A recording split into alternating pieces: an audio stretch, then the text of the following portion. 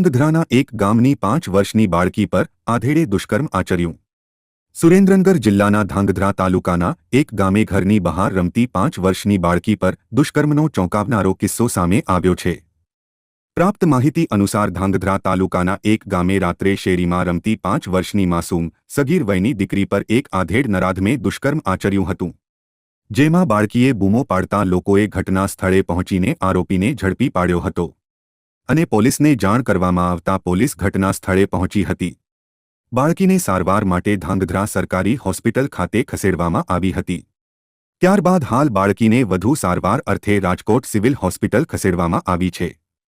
બાળકીના પિતા દ્વારા ધાંગધ્રા તાલુકા પોલીસ મથકમાં બાળકી પર દુષ્કર્મ અંગે ગુનો નોંધાવવામાં આવ્યો હતો। પોલીસ દ્વારા અંગે ગુનો નોંધીને વધુ તપાસ હાથ ધરવામાં આવી છે। અહેવાલ ધર્મેશ રબારી, લોકાર્પણ।